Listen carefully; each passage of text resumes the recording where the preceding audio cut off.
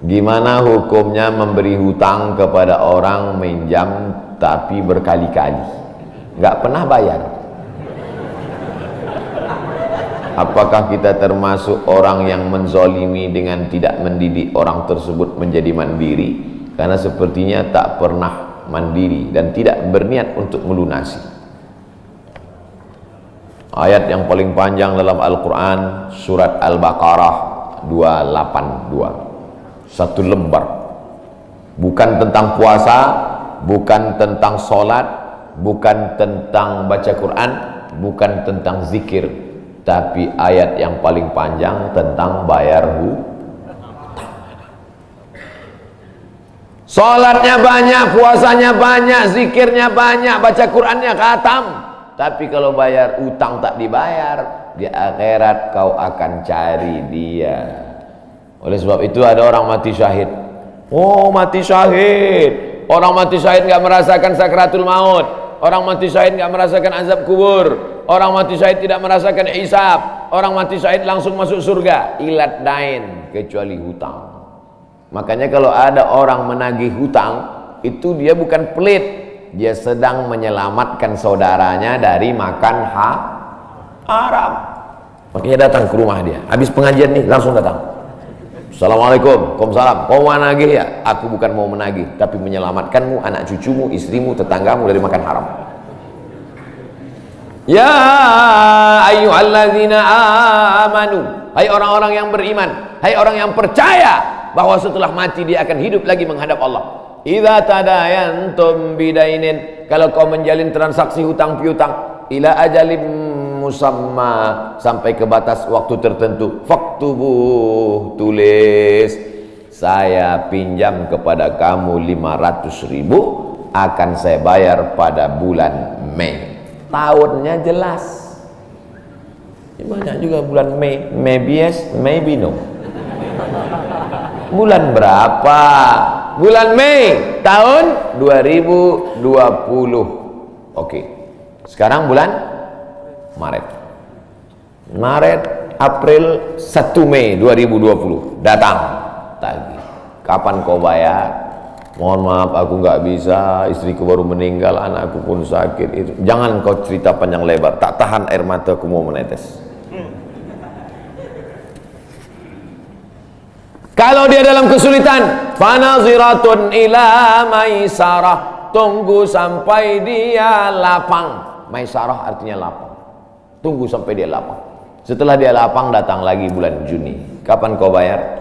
Aku belum bisa. Nampaknya lebih banyak ongkos minyak aku daripada uang yang kutagih. Yang paling bagus, wa anta saddaqu khairul lakum, kau sedekahkan itu lebih baik. Karena aku pun makin datang makin kumat darah tinggiku, kolesterolku pun makin naik. Jadi untuk yang 500.000 itu ku sedekahkan aja, ambil. Tapi yang menghafal ayat ini yang ngasih pinjaman, bukan yang minjam. Sekarang banyak salah hafal, yang minjam pula yang hafal. Begitu kita tagih, kapan kau bayar? Wa anta saddaqu khairul lakum, kau sedekahkan itu lebih baik. Itu ayat aku, ayat kau 8282. Banyak sekarang orang salah hafal ayat. Jadi dalam Islam hutang piutang adalah ajaran tolong menolong, tertulis dalam Quran. Namanya fikih muamalah. Ada fikih ibadah, sholat, zakat, puasa. Ada fikih jihad, jihad fisabilillah. Ada namanya fikih muamalat. Hutang piutang, gadai menggadai, pinjam meminjam, murabahah, mudharabah, bagi hasil. Maka hutang piutang ini cara tolong menolong. Jangan sampai dihilangkan. Tapi kalau tidak mendidik, maka Islam bukan agama yang memanjakan orang. Ada anak yang kurang ajar kepada orang tuanya. Bagaimana caranya berbakti kepada orang tua yang telah wafat? Apakah anak ini masih dapat ampunan Allah Subhanahu wa ta'ala?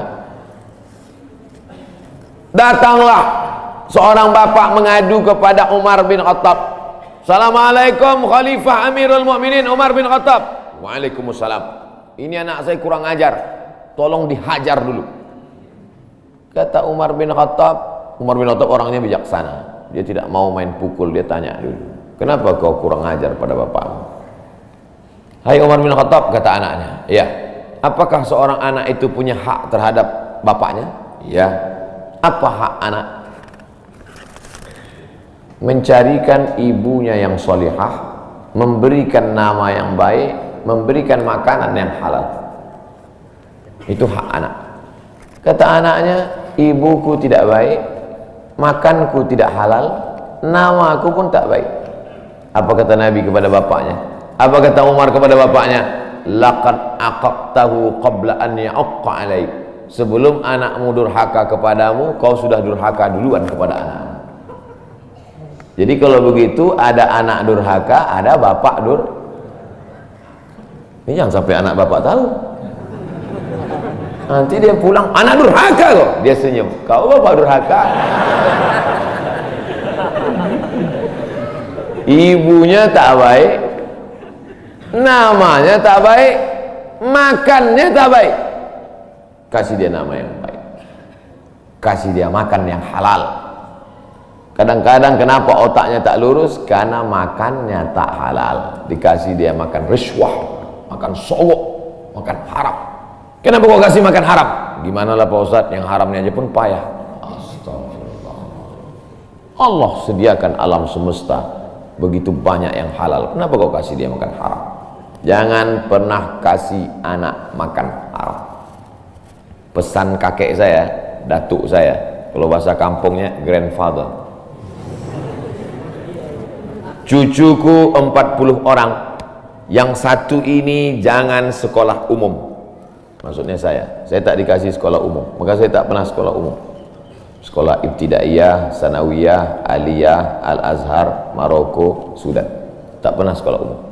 Cucuku yang ini jangan sekolah umum, jangan kasih makan haram, nanti otaknya gelap. Cucuku yang ini jangan kalian kasih makan haram, nanti otaknya gelap. Pesan itu disampaikan almarhumah mak saya ke saya. Kau pun nanti anak kau jangan kau kasih makan haram, nanti otaknya gelap. Kalau sudah otak gelap, tak bisa membedakan mana tiang, mana orang, sifatnya kembali gitu. Nah, jangan sampai anak kita durhaka gara-gara kita bapak yang durhaka. Kalau anak sudah durhaka, meninggal orang tuanya, setelah itu dia bertobat, bagaimana cara minta ampunnya? Maka dia bersedekah. Mana dalilnya? Seorang sahabat datang menjumpai Nabi. Ummi matat, ibu saya sudah meninggal. Apa atasaddaqu anha? Kalau saya bersedekah, apakah pahalanya sampai kepada almarhumah ibu saya? Kata Nabi, tasaddaq, bersedekahlah, sedekahmu sampai. Maka wahai anak-anak durhaka yang sudah mati ibu dan bapakmu, maka datang kau habis pengajian ini langsung ke tempat anak yatim, panti jompo, sekolah-sekolah, pondok pesantren. Tanya Pak Kiai, Pak Kiai, apa yang kurang di pesantren ini? WC. Karena pesantren santrinya 1000, WC-nya 2. Bayangkan panjang antriannya. Berapa yang keluar dalam celana? Saya bangunkan WC, pahalanya mengalir untuk almarhumah. Maka pagi, petang, siang, malam mengalir pahalanya. Sedekah. Ayu sedekatu afdal? Apa sedekah yang paling afdal? Sakyul ma', memberi air minum. Sedekah yang paling afdal, kasih air minum. Saya ceramah di Banjarmasin, di depan rumah seorang pejabat. Itu ada kulkas, tapi nggak sampai beku, freezer. Setiap dipencet keluar air dingin. Gelasnya dikasih pakai rantai besi, takut dilarikan tukang ambil aluminium. Buat wakaf untuk almarhumah. Nah, itu bagus kan. Saya ceramah di Malaysia, di pintu masjid itu ada kotak box. Kalau kita ambil satu botol, keluar botol baru. Ambil satu botol, keluar botol baru. Wakaf untuk, itu bagus, sedekah. Jangan sedekah teh botol, nanti dia kena diabetes. Air putih ini bagus, mengalir. Sedekah sumur bor, pergi ke masjid, putar keran nggak ada air, tanya pengurus masjid, Pak pengurus, ya mana sumur bor? Nggak ada, saya buatkan. Langsung bunyi. Itu berarti cash itu. Begitu cara berbakti pada orang tua dengan sodakoh. Tapi Pak Ustadz, saya jangankan sodakoh, makan saya pun Senin Kamis Pak Ustadz doa, Allahumma fir lahu warhamhu wa'afihi wa'fu anhu. Bangun tengah malam, Rabbi firli wali walidayya warhamhuma kama rabbayani shaghira. Apa itu bid'ah? Bid'ah membuat sesuatu yang tidak dibuat oleh Nabi Muhammad SAW. Tidak ada dalilnya dari 3 aspek: qauli, fi'li, takriri. Perbuatan yang tidak ada dalilnya bid'ah. Jangan dikatakan perbuatan yang tidak dibuat Nabi bid'ah. Perbuatan yang tak ada dalilnya bid'ah. Karena kalau dikatakan yang tidak dibuat Nabi bid'ah, Nabi tidak pernah pakai peci. Tunjukkan saya mana hadis Nabi pakai peci. Berarti peci ini bid'ah. Nabi mimbarnya tangganya dari depan, ini masjid tangganya dari belakang. Berarti mimbar ini bid'ah. Mimbar Nabi tangganya dari depan, 3 lantai, 1, 2, 3. Jadi yang dimaksud dengan bid'ah perbuatan yang tidak ada dalilnya. Misalnya jam 12 siang ada bapak-bapak di panas terik tegak menghadap matahari. Pak, bapak ngapain? Aku mengagungkan Allah di bulan Rajab. Bid'ah itu, karena tidak ada dalilnya sama sekali. Tapi selama ada dalilnya, tidak boleh kita katakan orang itu melakukan perbuatan bid'ah. Malam Jumat baca Yasin, kumpul 10 orang baca Yasin, Yasin wal Qur'anil Hakim innaka laminal mursalin. Bid'ah. Loh, coba lihat dalilnya. Yang dibacanya itu Quran apa Quran? Quran. Baca Quran apa pahala? Yasin itu Quran atau enggak Quran? Quran. Man qara'a Yasin fi lailatin, siapa yang baca Yasin suatu malam, asbaha maghfuran lah, subuhnya sudah diampuni dosanya. Mestinya baca Quran itu semua, tapi karena dia enggak sanggup semua, dia pilih hati Quran. Hati Quran itu Yasin. Sentuhlah dia tepat di hatinya, dia akan jadi milikmu untuk selamanya. Makanya orang sebelum ngapal Quran semua, yang dihafal hatinya dulu. Itu sebelum ngapal Quran, yang dihafal hatinya dulu. Apa hati Quran? Ya Yasin. Tapi jangan hatinya aja seumur hidup, yang lain juga. Nah, jadi jangan salahkan orang baca Yasin. Baca Yasin bid'ah. Loh, Yasin kan Quran. Baca Yasin malam Jumat nggak masalah. Seumur hidup baca Yasin masalah. Karena banyak surat yang lain. Baca juga Al-Fatihah, Al-Baqarah, Al-Nisa, Ali Imran, An-Nisa, Al-Maidah, Al-An'am. Nah, jadi mudah. Perbuatan tidak ada dalilnya bid'ah. Selama ada dalilnya tidak bid'ah. Ustadz, kiat-kiat apa yang kami lakukan sebagai guru kepada anak didik kami sebelum dan sesudah mengajar agar ilmu mudah dimengerti? SDIT Al-Farabi. Aristoteles, Socrates, Thales, Demokritos itu adalah pemikir-pemikir dari Greek, Yunani kuno. Pada masa abad kedua datang seorang khalifah bernama Abu Ja'far Al-Mansur. Semua buku-buku dari Yunani diterjemahkan. Nama lembaganya Dar Al-Hikmah, Dar Rumah Hikmah Ilmu Pengetahuan. Dibuatlah Dar Al-Hikmah, Rumah Ilmu Pengetahuan. Diterjemahkanlah dari bahasa Yunani ke dalam bahasa Arab. Akhirnya orang Islam pun jadi dokter, Avicenna. Karena orang barat payah menyebut Ibnu Sina. Averroes, Ibnu Rushd. Tapi ada seorang yang bergelar the second teacher. First teacher Aristoteles, second teacher Al-Farabi. Ternyata Al-Farabi ini bukan dari Arab, tapi dari Pomalaa. SDIT Al-Farabi. Ini supaya wali murid tahu, anak ibu di mana? SDIT Al-Farabi. Al-Farabi itu artinya apa? Ya SDIT. Al-Farabi itu di barat dia diberi gelar the second teacher. Guru pertama Aristoteles, guru kedua adalah Al-Farabi, saking cerdasnya. Artinya apa? Dia tidak hanya diakui dalam Islam, tapi juga di luar Islam. Kenapa dikasih nama Al-Farabi?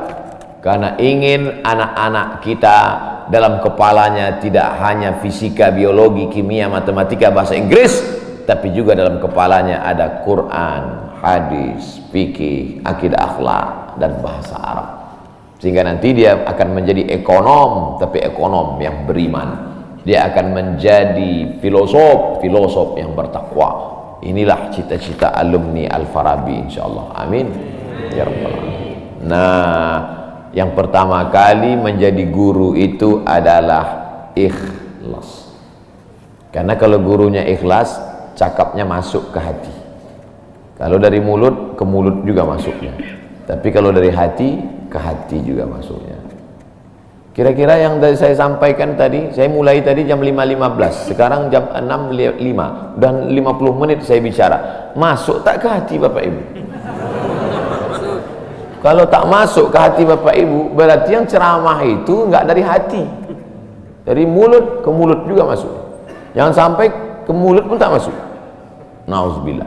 Yang pertama kali tulus ikhlas. Karena perbuatan yang paling tinggi amalnya adalah menjadi guru. Makanya saya lebih memilih menjadi guru. Saya sampai sekarang menjadi guru. Cuman saya tidak punya kelas.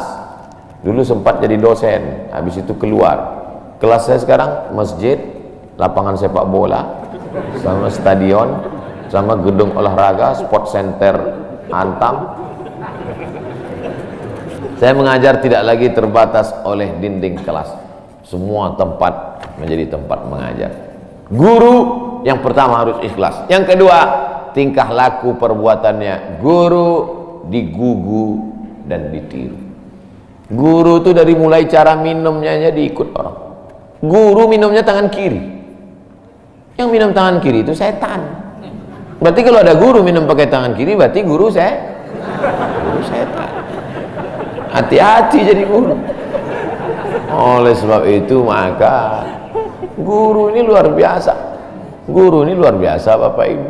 Perbuatan yang tidak putus setelah mati guru. PNS setelah mati putus. Yang kan mati, pensiun aja putus.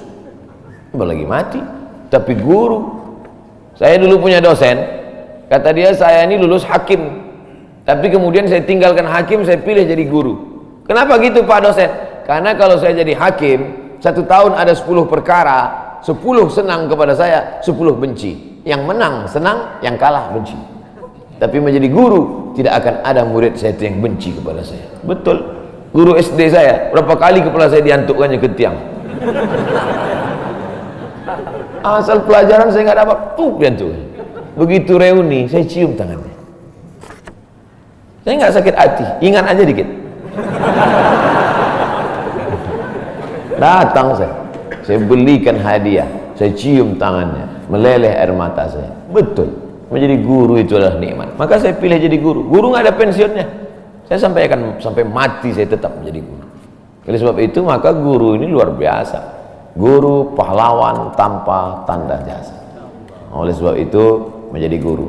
Oh, tapi jangan gara-gara ini semua pegawai Antam keluar mau jadi guru. Memang ibu bukan guru, tapi ibu menjadi guru bagi anak-anak ibu.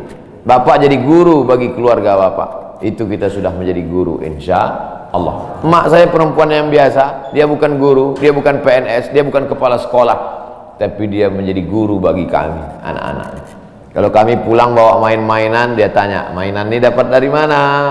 Dari jalan mak, antar ke tempat kau jumpa tadi, karena tak tahu itu punya siapa. Nanti di akhirat ini akan kau pikul menghadap Allah SWT. Sampai hari ini kalau ketemu barang-barang di jalan tidak berani bawa pulang, ingat pesan almarhumah emak dulu. Mungkin cakap ustaz tidak masuk ke telinganya, tapi kata-kata ibu luar biasa.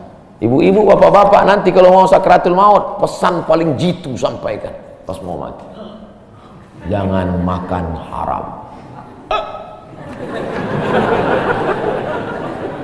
Luar biasa itu, mereka berkesan.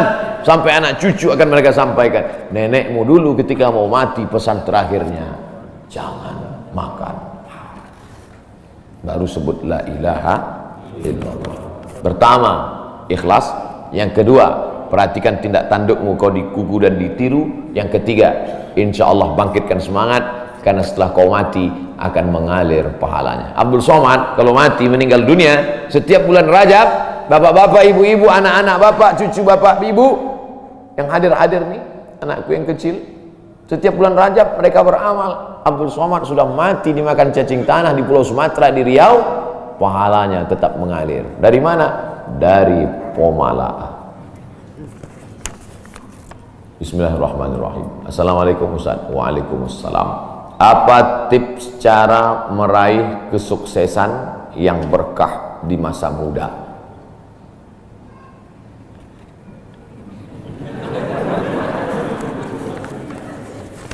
Saya tidak pernah bercita-cita menjadi apapun. Cita-cita saya dulu cuma satu, bagaimana membahagiakan orang tua. Itu saja. Ya Allah, aku sekolah, tak tahu dulu pulang mau jadi apa, yang penting bisa membahagiakan orang tua. Itu saja.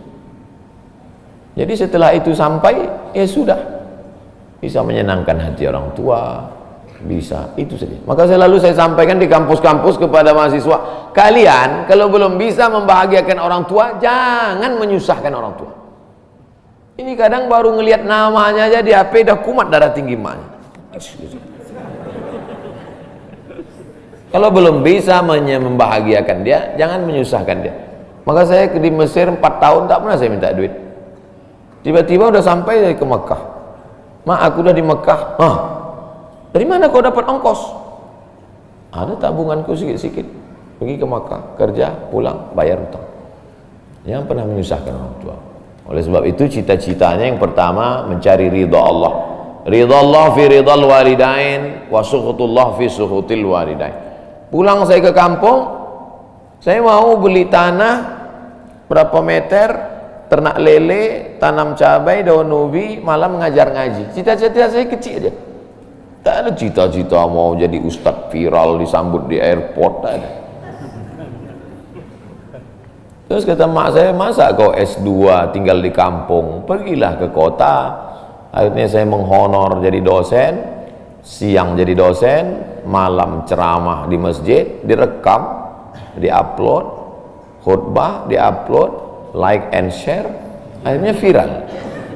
Diusir beberapa kali, makin viral. Dibully, makin viral. Akhirnya yang membuli saya taubat sekarang.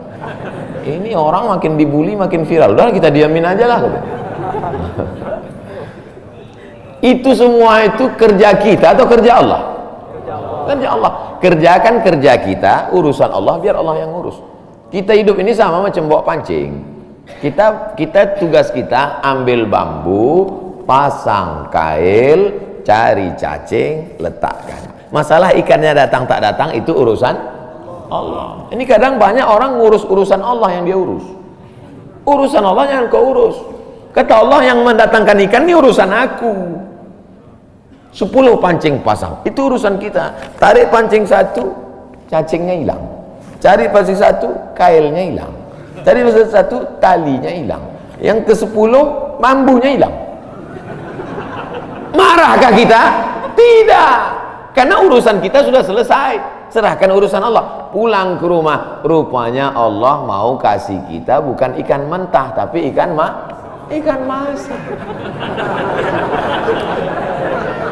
Banyak orang terlalu berpikir hidup ini kau buat saja urusanmu, urusan Allah. Urusanmu berangkat dari rumah kerja, masalah hasilnya urusan Allah. Berapa banyak orang bekerja tapi tak dapat apa-apa. Betul? Kalau sudah rezeki tak kemana. Tapi jangan gara-gara ini lalu bapak enggak kerja. Dibangunkan ibu besok pagi, bang, abang enggak kerja, masuk kantor.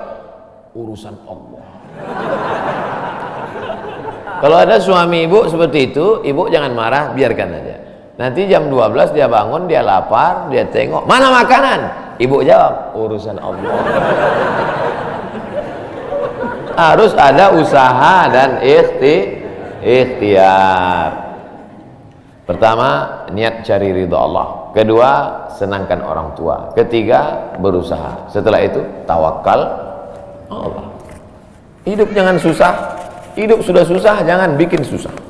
Hidup sudah pahit, jangan minum kopi pahit. Apa hukumnya suami menyembunyikan uang dari istri.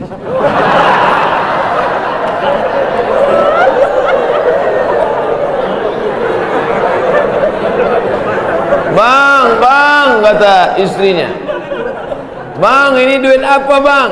Duit sial. Oh, duit sial, udah kusembunyikan, kau dapat juga.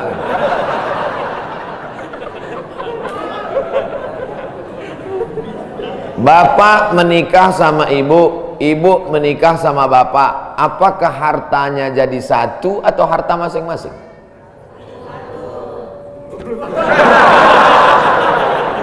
Mereka mau hartanya jadi satu dan bapak ketakutan. Itu yang saya baca. Sekarang kita baca ayatnya. Walakum nisfu ma taraka azwajukum illam yakul lahunna walad. Kalau istrimu meninggal, kau dapat 50% hartanya kalau tidak ada anak. Fa in kana lahunna waladun, kalau dia punya anak, falakumur rubu'u, kamu dapat 25%. Sekarang saya tanya, hartanya nyatu atau pisah?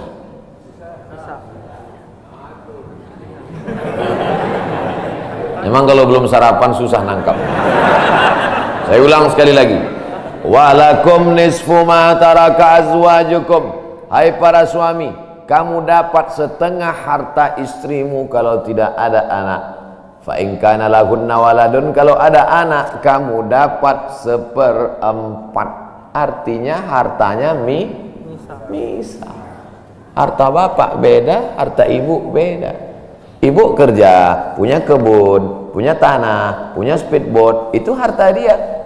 Bapak punya usaha, harta bapak. Meninggal ibu, 50% untuk bapak.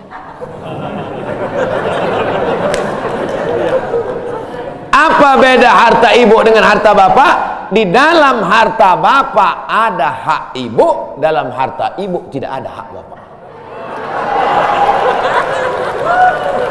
Takbir. Saya ulang sekali lagi. Ibu menikah dengan bapak, bapak menikah dengan ibu, ibu bawa harta, bapak bawa harta. Bedanya apa? Dalam harta bapak ada hak ibu, dalam harta ibu tidak ada hak bapak. Kenapa dalam harta bapak ada hak ibu? Karena bapak wajib memberi nafkah. Kewajiban bapak 5. Pertama, kasih makan. Kedua, kasih pakaian. Ketiga, kasih tempat tinggal. Keempat, kasih pendidikan. Kelima, kasih perhatian. Lebih dari yang ini, itu bukan milik mereka lagi. Jelas?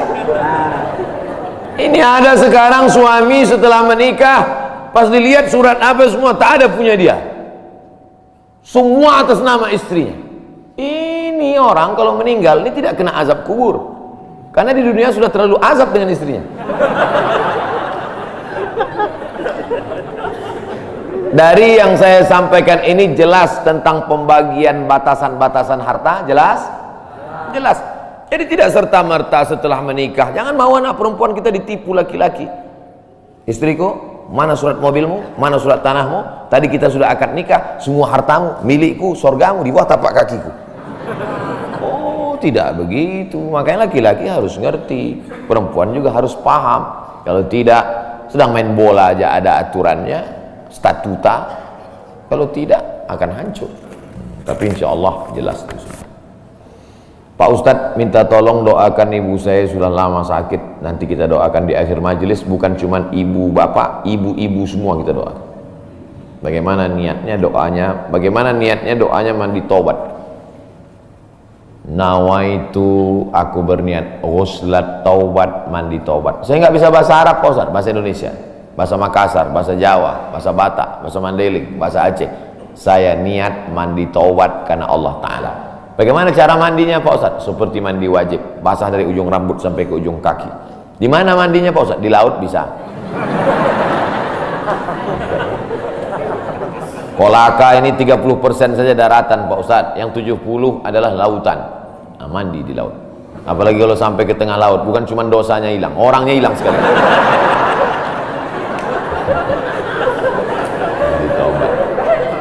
Setelah mandi taubat, solat sunat taubat, usolli sunnatat taubat raka'ataini lillahi ta'ala. Ayatnya bebas.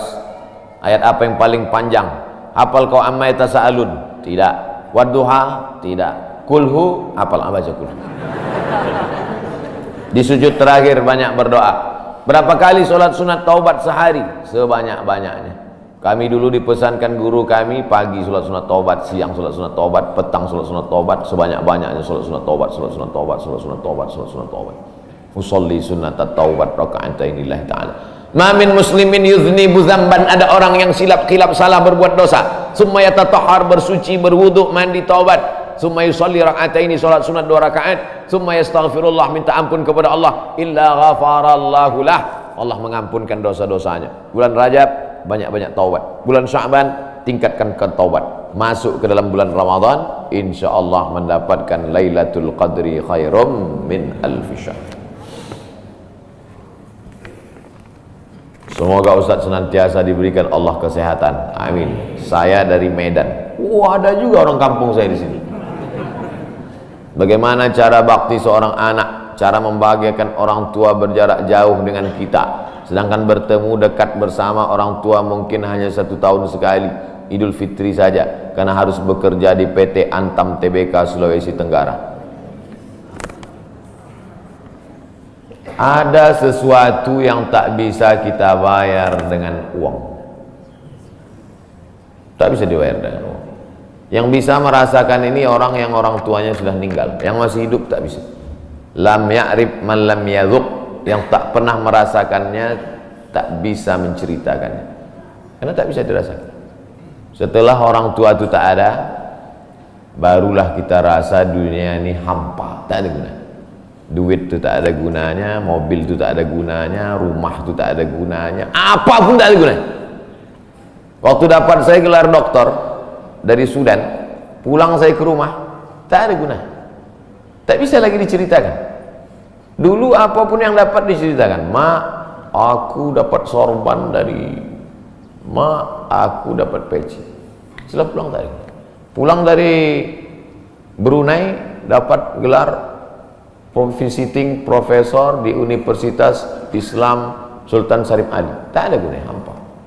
Paling-paling ditulis di baleho aja, profesor, doktor, untuk menunjukkan bahwa kita bukan ustadz kaleng-kaleng.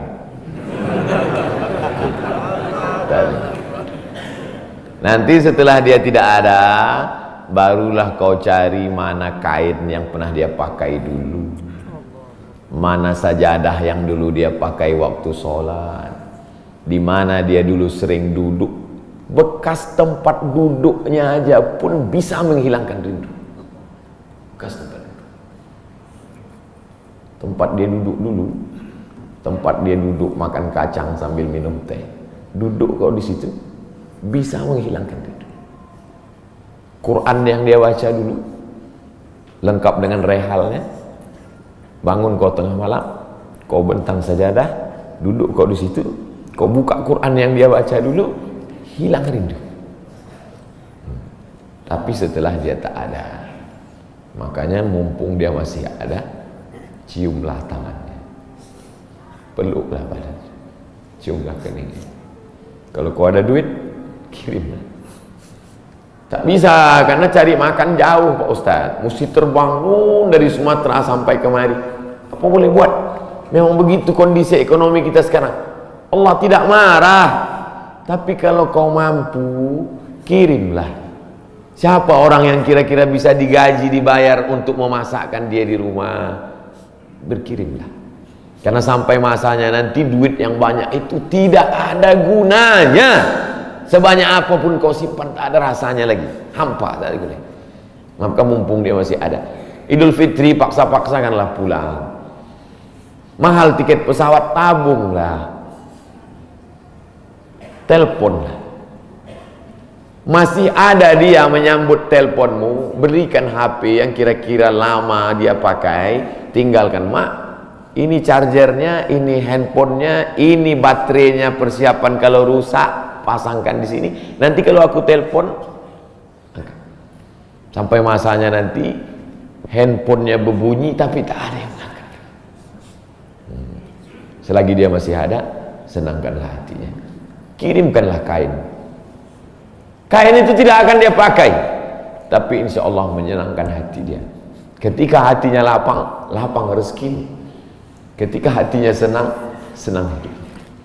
Tapi kalau sudah hatinya sempit, meleleh air matanya, rindu karena tak pernah kau telepon, disitulah awal azab Allah datang. Kau akan berenang dalam kesengsaraan. Mudah-mudahan Allah mengampuni dosa kita semua, dosa ibu bapa. Ala hazihi niyah al-fatihah. A'udzubillahi minasyaitonir rajim. Bismillah.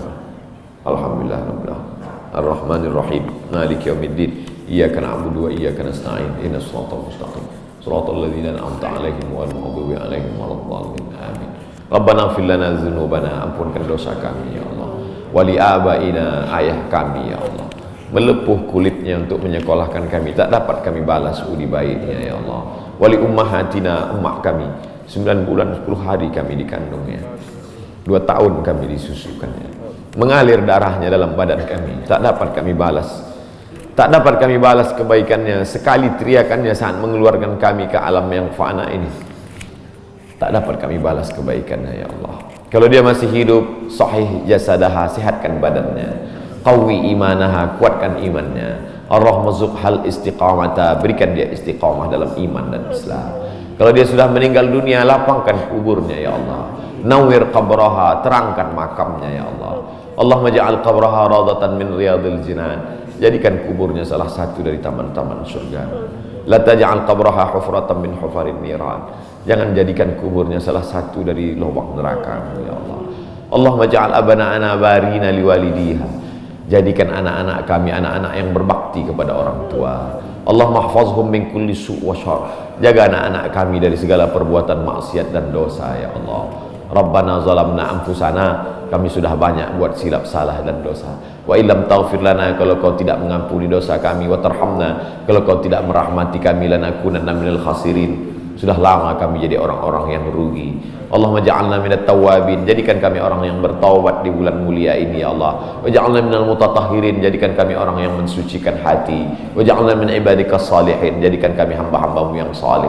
Allahumma ja'al akhira kalamina inda intihai ajalina, kalau ajal kami sampai, malaikat maut tiba mencabut nyawa kami, jadikanlah yang terakhir keluar dari mulut kami la ilaha illallah Muhammadur Rasulullah SAW, kalimatu haqqin alaiha nahya, dengan itu kami hidup, wa alaiha namutu, dengan itu kami mati, wa biha nub'atsu, dengan itu kami nanti akan dibangkitkan di padang mahsyar. Rabbana atina fid dunya hasanah wa fil akhirati hasanah wa qina adzabannar. Wa sallallahu ala sayyidina wa maulana Muhammad wa ala alihi wa sahbihi wa sallam, walhamdulillahi rabbil alamin. Taqabbalallah.